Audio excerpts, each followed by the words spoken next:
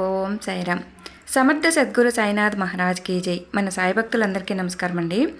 ఈరోజు వీడియోలోకి వెళ్ళే ముందుగా బాబాగారి ఆశీస్సులు మీ అందరికీ దొరకాలని మనస్ఫూర్తిగా కోరుకుంటున్నాను. ఇంకా ఈరోజు బాబాగారు ఏమంటున్నారు అంటే, బిడ్డ, నీకు ఒక వ్యక్తి ద్వారా ఊహించని ఒక గొప్ప అవకాశం అనేది నీ తలుపు తట్టబోతుంది తల్లి. నువ్వు అసలు వచ్చిన అవకాశాన్ని నిరాకరించకుండా స్వీకరించు. ఇలాంటి మంచి అవకాశం అనేది వదులుకోవద్దు. మళ్ళీ ఇలాంటి అవకాశం రావాలంటే చాలా టైం పడుతుంది, కాబట్టి కాదనుకు తల్లి అంటూ బాబాగారు మనకు తెలియజేస్తున్నారండి. మరి బాబాగారు ఏం చెప్పబోతున్నారు అనేది ఈరోజు వీడియోలో మనం తెలుసుకుందాం. ఇక వీడియోలోకి వెళ్ళే ముందు మీరు కనుక మన ఛానల్ని ఫస్ట్ టైం కనుక చూస్తున్నట్లయితే ప్లీజ్ సబ్స్క్రైబ్ చేసుకొని వీడియో చూడండి. అలాగే వీడియో నచ్చింది అనుకుంటే వీడియోకి ఒక లైక్ చేసి సపోర్ట్ చేయండి. ఇంకా ఏమాత్రం ఆలస్యం చేయకుండా వీడియోలోకి వెళ్ళిపోదామండి.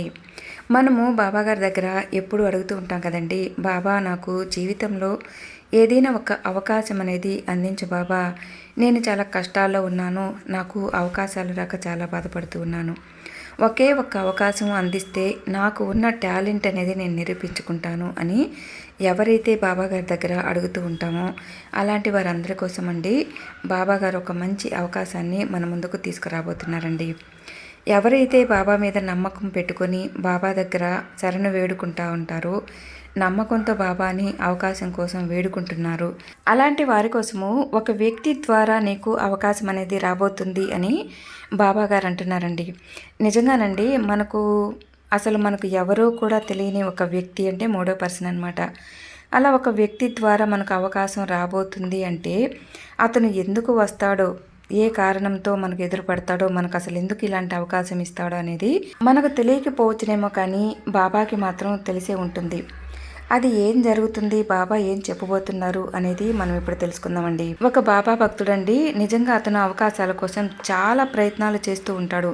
అతను చిన్నతనం నుండి కూడా పిల్లను గ్రోవి నేర్చుకోవాలంటే చాలా ఇష్టం అండి అతనికి. ఇది నిజంగా జరిగిన ఒక విషయం అండి. అతను ఇంట్లో వాళ్ళందరికీ కూడా చాలాసార్లు చెప్తూ ఉన్నాడనమాట, నాకు పిల్లని గ్రోవి అంటే చాలా ఇష్టము, పిల్లని గ్రోవి నేర్చుకోవాలని నాకు ఆశగా ఉంది, నాకు ఒక మంచి మాస్టర్ని చూసి మాస్టర్ దగ్గర పిల్లని గ్రోవి నేర్పించండి అని ఇంట్లో వాళ్ళకి చాలాసార్లు అతను చెప్తూ ఉన్నాడనమాట. ఇంట్లో వాళ్ళకి ఎన్నిసార్లు చెప్పాలని ప్రయత్నించినా ఇంట్లో వాళ్ళు మాత్రం అసలు ఒప్పుకోరు. అతని మాటని అసలు కొట్టి పారేస్తుంటారు. నువ్వు చదువుకుంటున్నావు కదా, నీ చదువుకు సంబంధించిన మంచి చదువుకో, చక్కగా ఒక మంచి జాబ్ చేసుకుంటే మనకు అవి పనికొస్తాయి, కానీ ఇలాంటివన్నీ కూడా మనకి ఏమాత్రం పనికిరావు, మనకు అసలు ఇలాంటివి సూటే కావు అని చెప్పేసి ఇంట్లో వాళ్ళు అలా కొట్టి పారేస్తూ ఉంటారనమాట. కానీ అతని మనసులో మాత్రము పిల్లని గ్రోవి నేర్చుకోవాలని చెప్పేసి గట్టి దృఢ సంకల్పం అనేది ఉండేది. ఎప్పుడు బాబా గుడికి వెళ్ళి బాబాకి తన కోరిక చెప్పుకోవడము, బాబా ముందు కూర్చొని బాధపడటము ఇలా చేస్తూ ఉండేవాడు అనమాట. అని ఒకసారండి అతను జాతర కోసమని వెళితే జాతరలో పిల్లని గ్రోవి అమ్మడం చూసి అతను దాచుకున్న డబ్బులతో ఒక పిల్లని గ్రోవి తీసుకొని దాంతోనే టీవీలో వస్తుంటాయి కదండి ప్రోగ్రాంలు, ఆ ప్రోగ్రాంని ఫాలో అవుతూ అవి చూసి అతను పిల్లని గ్రోవి నేర్చుకోవడం మొదలుపెట్టాడనమాట. తన గట్టి దృఢ సంకల్పంతో అండి ఎలాంటి మాస్టర్ దగ్గర ఆ ఓనమాలు అనేటివి నేర్చుకోకుండానే పిల్లని గ్రోవి అనేది అతను చాలా వరకు నేర్చుకొని ఎక్కడైనా స్కూల్లో ప్రోగ్రాంలప్పుడు అట్లా ఏదైనా ఫంక్షన్లు జరిగినప్పుడు తను స్వయంగా ప్లే చేసేవాడు.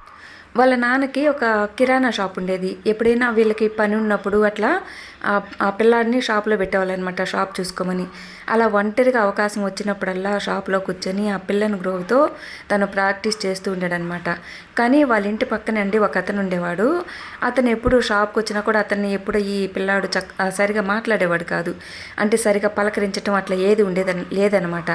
ఎప్పుడు ఆ పిల్లని గ్రోవి ధ్యాసతోనే అతను ఉండిపోయేది. కానీ మనకు పెద్దవాళ్ళు చెప్తూ ఉంటారు కదండి, ఎప్పుడు ఎవరితో ఎలాంటి అవసరం వస్తుందో తెలియదు, అందరితో మంచిగా మాట్లాడుతూ ఉండాలి, అందరితో కలిసి మెలిసి ఉండాలని.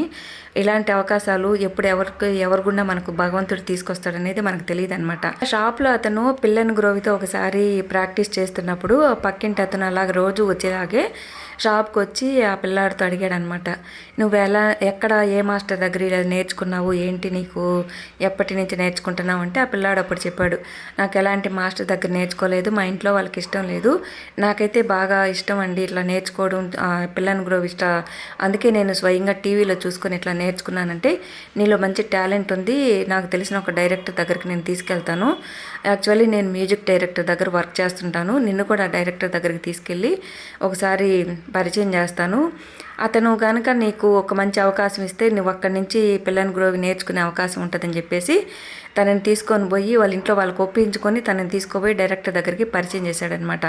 ఒకసారి ఇంట్రడ్యూస్ అయితే చేశాడు. ఇక అతను పిల్లని గ్రోవి ప్రాక్టీస్ చేసిన విధానం అంతా చూసి ఆ డైరెక్టర్కి కొంచెం పిల్లాడిలో మంచి టాలెంట్ ఉంది అని చెప్పేసి అనిపించి ఒక మంచి మాస్టర్ దగ్గర అతన్ని చేర్పించి అతనికి పిల్లని గ్రోవి నేర్చుకునే అవకాశం అనేది చూపించాడనమాట. అలా అతను మంచిగా పిల్లని గ్రోవి నేర్చుకుని చిన్న చిన్న ప్రోగ్రాంలు కూడా ఇప్పుడు వస్తూ ఉన్నాయి.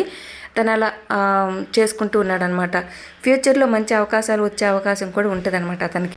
అలాగండి, మనకు ఎప్పుడు ఎలాంటి అవకాశం ఎవరి ద్వారా వస్తుందో అనేది మనకు అస్సలు తెలియదు. కాబట్టి అందరితో కూడా నోటి మాట అనేది ఒక పలకరింపు అనేది మర్యాదపూర్వకంగా మంచి పలకరింపు అనేది ఉంటే అందరితో కలిసి మెలిసి ఎవరితోనైనా కూడా ఒక నిర్లక్ష్యం అనేది లేకుండా ఉంటే మంచిది అని చెప్పేసి మన బాబా గారి ఈ కథ ద్వారా ఒక మంచి సందేశాన్ని తెలియజేస్తున్నారనమాట. అలా మనకు వచ్చిన అవకాశాలని కూడా ఉపయోగించుకోవటం మంచిది అని చెప్పేసి బాబా గారి ఉద్దేశం. మరి ఈ వీడియో కనుక మీకు నచ్చింది అనుకుంటే తప్పకుండా ఈ వీడియోకి ఒక చిన్న లైక్ చేసి సపోర్ట్ చేయండి. అలాగే ఈ వీడియోని మీ ఫ్రెండ్స్కి, మీ మిత్రులందరికీ కూడా షేర్ చేయండి.